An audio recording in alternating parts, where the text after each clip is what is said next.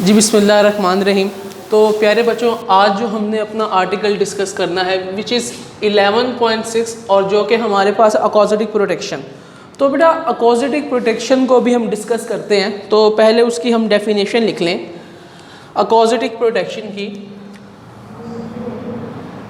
A method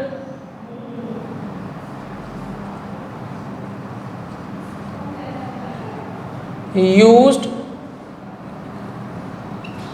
to absorb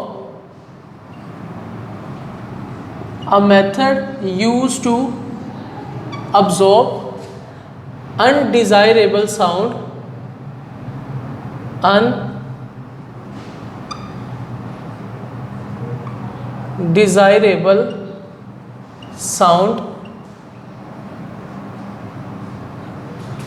by soft and porous surface।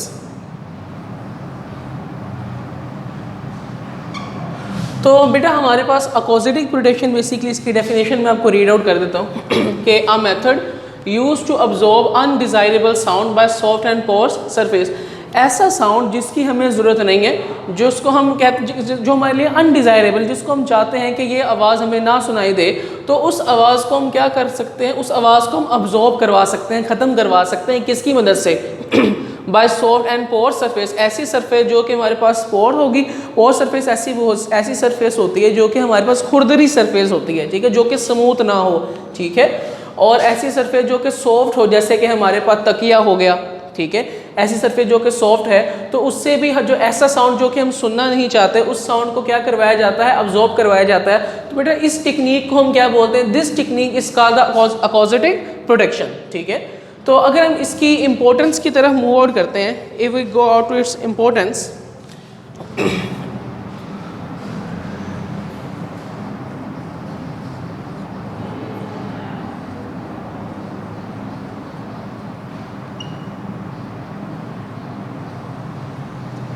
अच्छा बेटा अगर हम इसकी इंपॉर्टेंस की तरफ मूव करते हैं तो इसकी नंबर 1 इंपॉर्टेंस हमारे पास क्या है? Reflection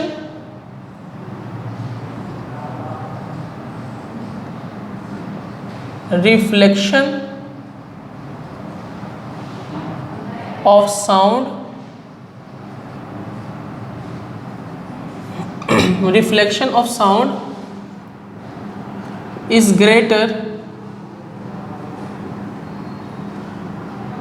reflection of sound is greater in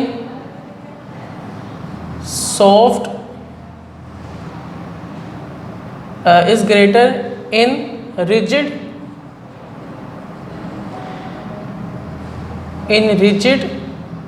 and smooth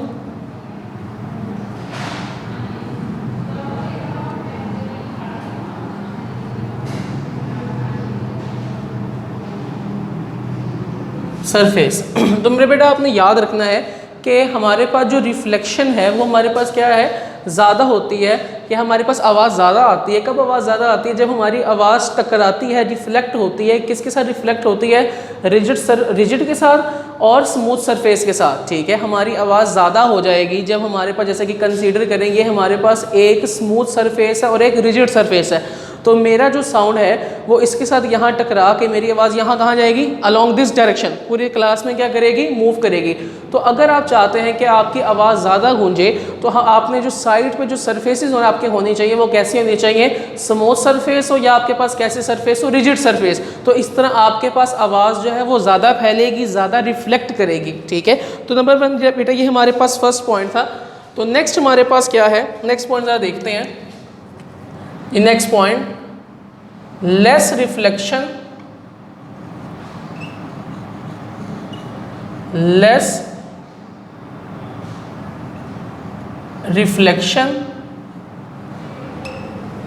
जो हमारे पास लेस रिफ्लेक्शन होगी वो किसकी वजह से होगी? Less reflection by soft less reflection by soft and irregular surface.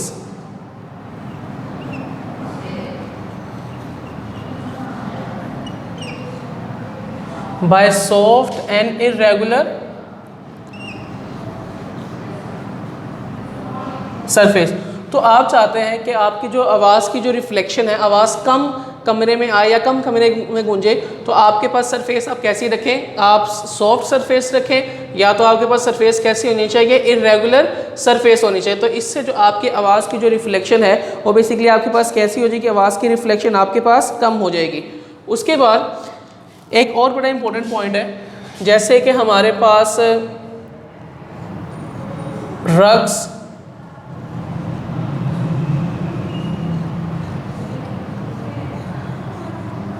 Carpets, curtain, हमारे पास रग्स हो गए, कारपेट्स हो गए, कर्टन, ये जो पर्दे वगैरह, ये क्या करते हैं, अब्जॉर्ब साउंड, अब्जॉर्ब साउंड, ये क्या करेंगे, साउंड को अब्जॉर्ब करेंगे, अब्जॉर्ब साउंड एंड, और क्या करेंगे, and reduces echo and reduces echo and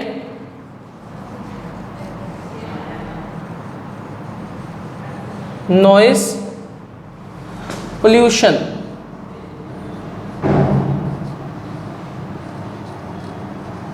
तो हमारे पास अगर किसी न किसी कमरे में अगर हमारे पास कारपेट्स हैं, रग्स हैं, तो वो क्या करेंगे, बेसिकली हमारे साउंड को क्या करेंगे, अब्जॉर्ब करेंगे और रिड्यूस करेंगे, हमारी इको को, जो कि आवाज़ की जो झनकार होती है उसको बेसिकली रिड्यूस करेंगे, और नॉइस पोल्यूशन को भी क्या करेंगे, रिड्यूस करेंगे। अच्छा, तो हमारे पास एक और पॉइंट भी है, तो वो पॉइंट बेसिकली हमारे पास क्या है, that point will B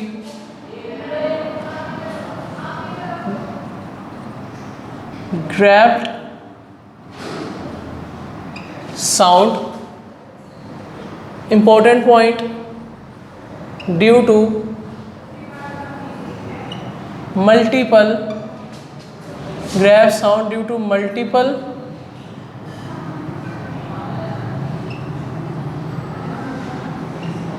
reflection।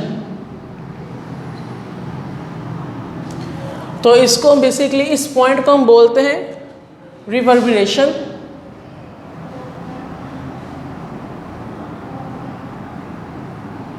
इसकी जो ये एक टर्म है, इसको हम बोलते हैं, अब ये समझते हैं हमारे पास क्या है जी। अगर हमारे पास आवाज़, जो कोई भी सरफेस है वो बहुत ज़्यादा स्मूथ है और हमारे पास जो आवाज़ है वो बहुत ज़्यादा ग्रैब्ड हो रही है, ग्रैब्ड का मतलब है मिक्सअप हो रही है, ठीक है, तो हमारे पास क्या हो, तो आपको जो एक आवाज़ सुनाई देगी वो आवाज़ ऐसी होगी, बड़ा मिक्सअप साउंड होगा और आपको जो कोई भी पॉइंट होगा वो क्लियर नहीं हो पाएगा। तो ये हमारे पास क्या है, grabbed sound due to multiple reflection. तो हमारे पास अगर साउंड बहुत ज़्यादा मिक्स होने लग जाएगा, किसकी वजह से मिक्स होगा, मल्टीपल रिफ्लेक्शन की वजह से अगर कोई ना कोई साउंड मिक्स होने लग जाए तो इसको बेटा हम क्या बोलेंगे, दिस इज कॉल्ड रिवर्बरेशन। तो ये आपने एक इंपॉर्टेंट पॉइंट है, ये आपने याद रखना है। अच्छा, तो अब एक और पॉइंट भी है, बहुत इंपॉर्टेंट पॉइंट, वो पॉइंट बेसिकली हमारे पास क्या है, उस पॉइंट को डिस्कस करते हैं। यहाँ पर बैलेंस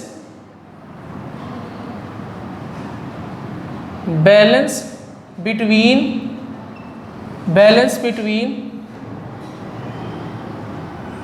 reverberation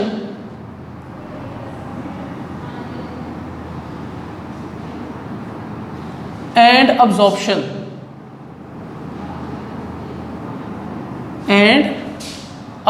जी, यहाँ लिख लेते हैं।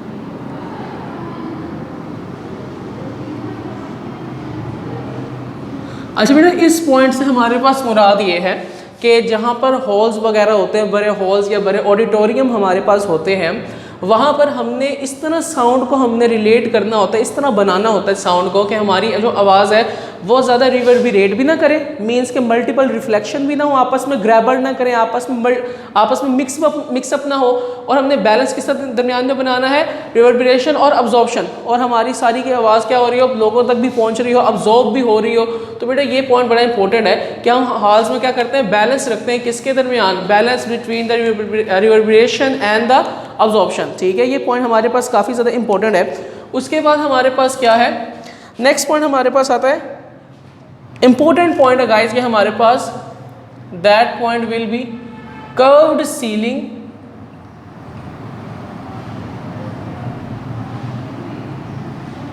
Curved ceiling of halls. तो आपको मैं एक मतलब समझाता हूँ, ये बेसिकली हमारे पास क्या है, जहाँ पे बड़े ऑडिटोरियम होते हैं, बड़े हॉल्स होते हैं, वहाँ पर हमारे पास जो सीलिंग रखी जाती है वो हमारे पास बेसिकली किस तरह होती है, इट इज़ लाइक दिस, कि आवाज़ ज़्यादा से ज़्यादा लोगों तक पहुँचे।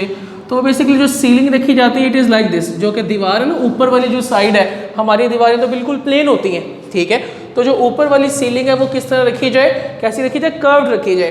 तो कर्व्ड रखी जाएगी तो साउंड इजीली हम आगे पर्सन्स तक पहुंचेगा। वो क्यों, ज़रा देखिएगा कि अगर हमारे पास यहाँ पर जी कोई ना कोई पर्सन है और वो कोई भी साउंड या स्पीकर यहाँ पे लगा हुआ है, तो हमारे पास आवाज़ यहाँ पे जाएगी, ये इसके करीब है तो ये यहाँ पे जी यहाँ करके रिफ्लेक्ट कर जाएगा, ये इसके साथ भी यहाँ जी रिफ्लेक्ट करके इधर चला जाएगा, और ये काफ़ी दूर है। और अगर ये लाइन बिल्कुल स्ट्रेट होती तो साउंड वेव आगे तक ना जा पाती और मे बी यहाँ वाले पर्सन्स को आवाज़ सुनाई ना देती।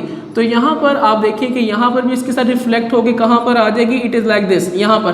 तो आप देखेंगे जो भी हमारे पास यहाँ पर सुनने वाले होंगे बेटा, उनको यहाँ पर आवाज़ यहाँ पर सुनाई दे रही होगी।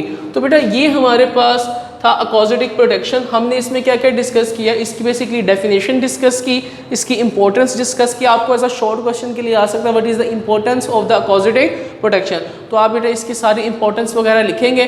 तो ये सारे के सारे पॉइंट्स बेटा बड़े इंपॉर्टेंट है, आपने बड़े अच्छे तरीके से तैयार करने हैं। तो बाकी इंशाल्लाह आपसे नेक्स्ट लेक्चर में मुलाकात होती है जी। ओके, अल्लाह हाफिज़।